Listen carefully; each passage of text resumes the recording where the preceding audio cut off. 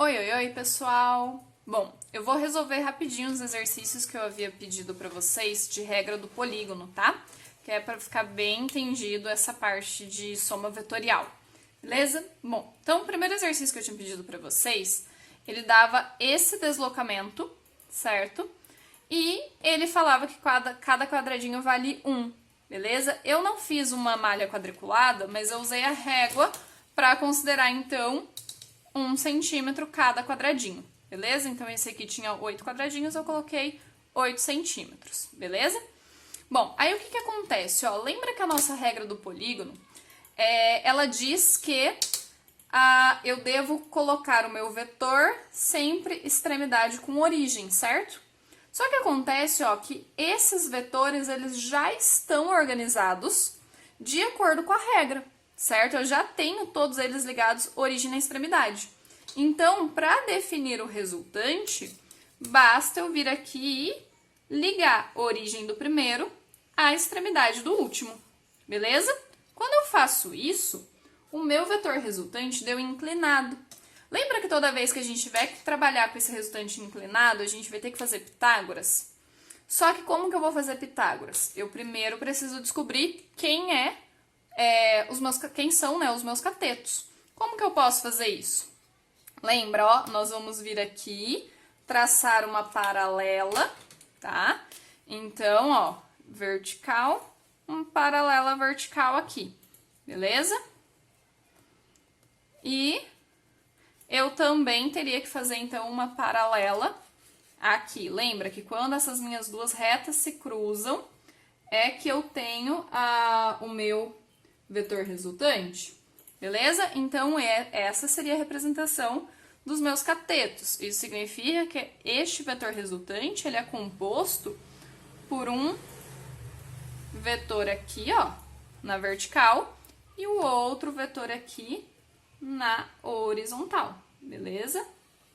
Então, para descobrir o tamanho do meu vetor resultante, eu primeiro preciso descobrir o tamanho dos meus catetos. Lembra que eu considerei como sendo 1 centímetro cada quadradinho? Então, eu sei que aqui o meu vetor resultante tem um tamanho de 5, beleza?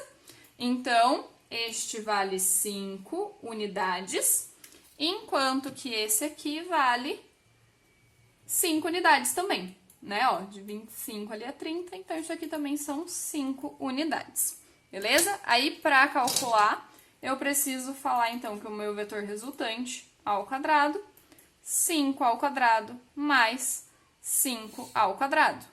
Então, o nosso vetor resultante ao quadrado é 25 mais 25.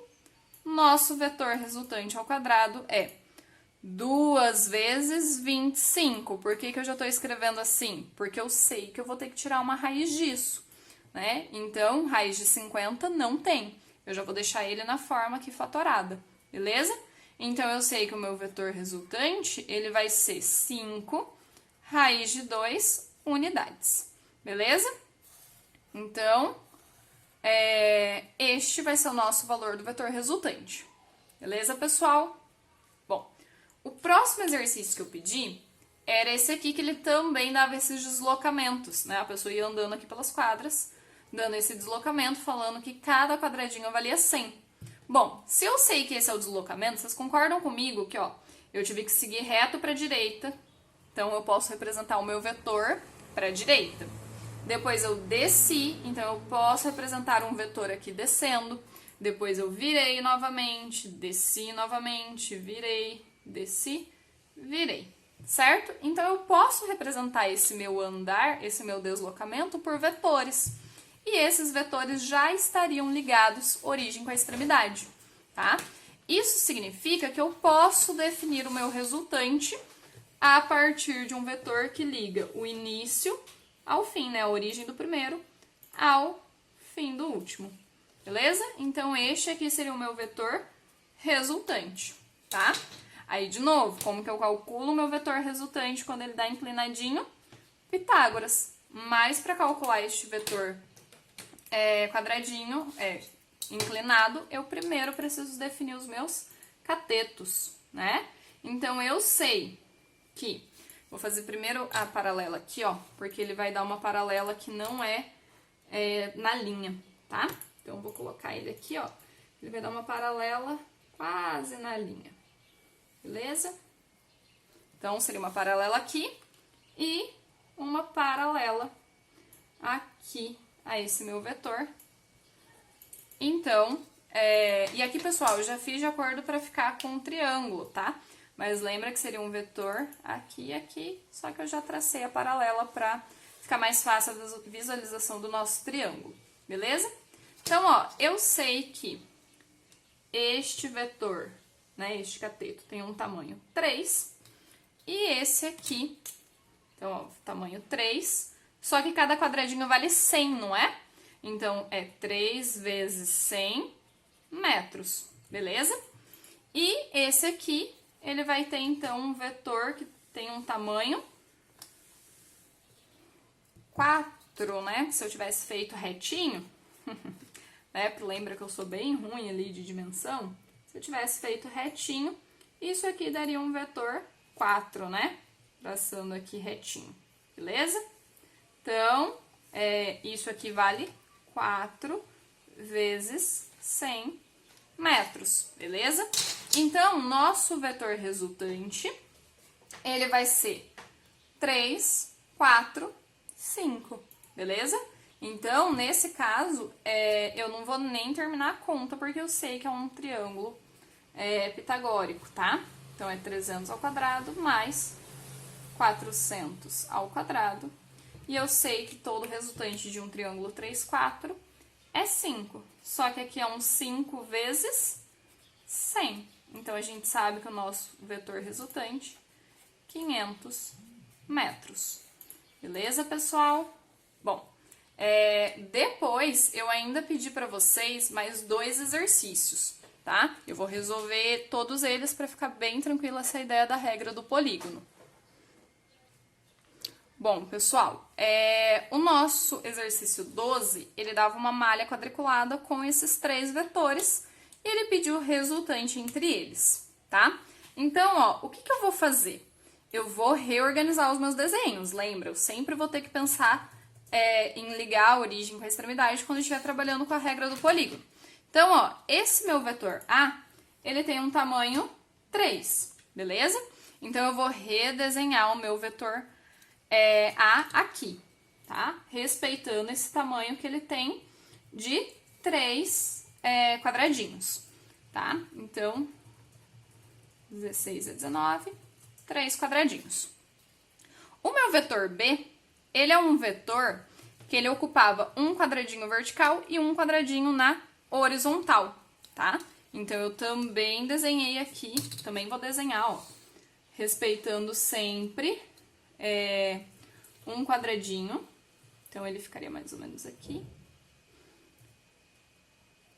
né, ó, pra cá, um quadradinho, beleza? Então, o meu vetor B, ele vai ser representado por este vetor aqui. Ó, e, de novo, origem na extremidade, beleza? E agora, eu vou representar o meu vetor C, ok?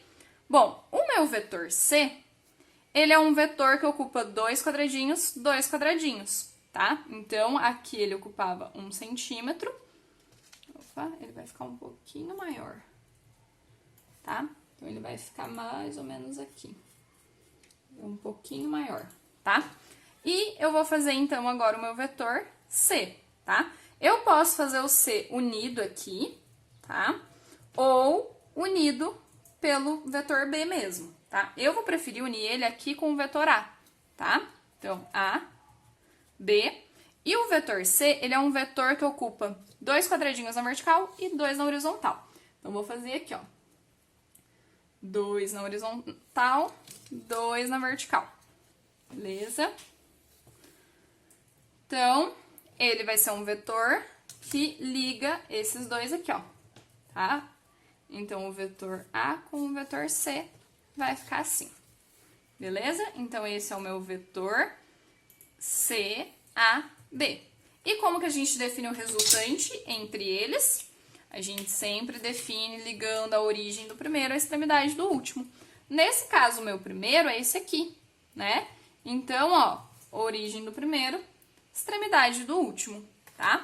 Isso faz com que o meu vetor resultante esteja na vertical e ele tenha o valor, né? Se eu tivesse desenhado certinho, bonitinho, de um quadradinho. Beleza, pessoal?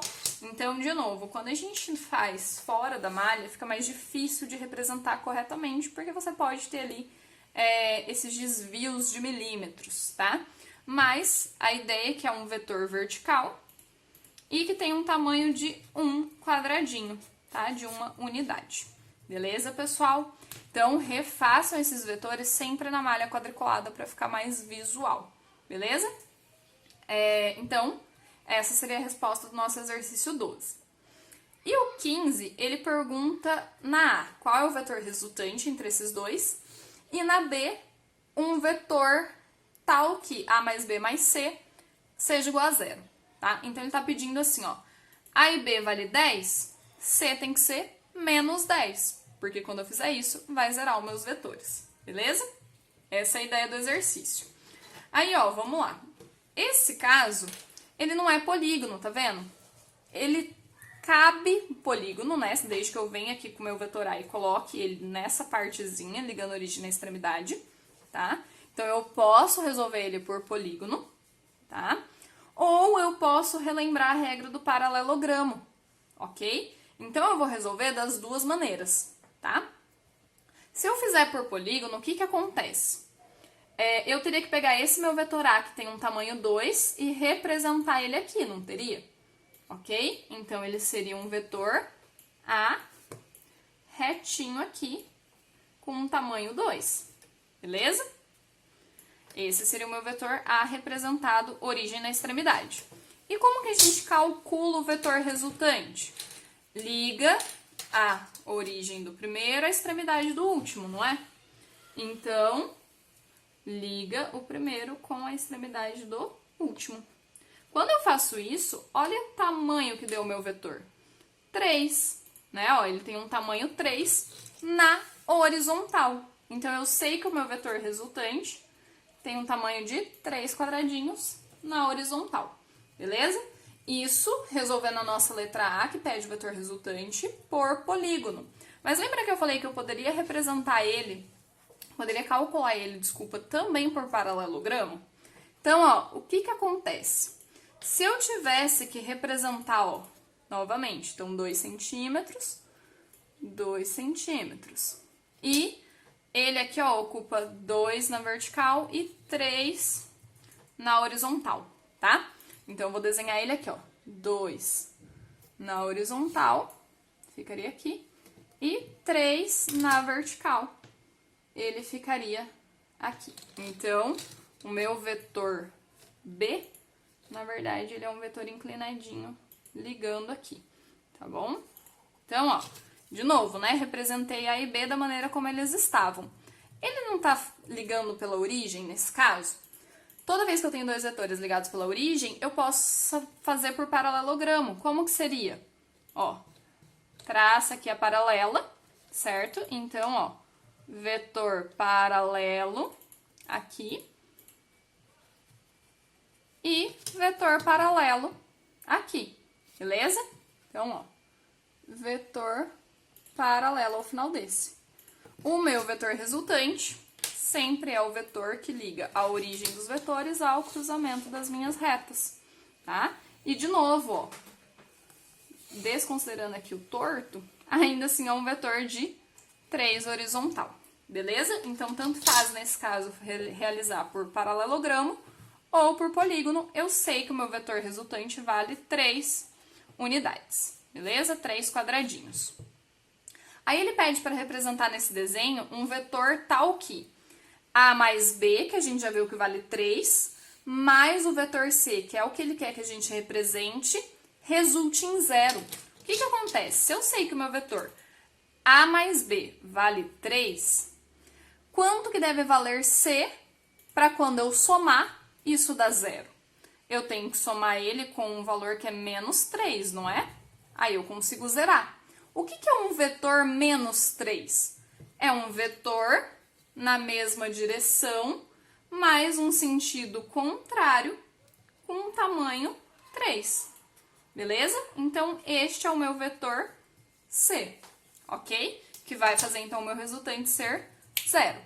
Beleza, pessoal? Então, essa é a correção dos exercícios que eu pedi para vocês me enviarem anteriormente, tá bom? Espero que vocês tenham entendido. Até a próxima!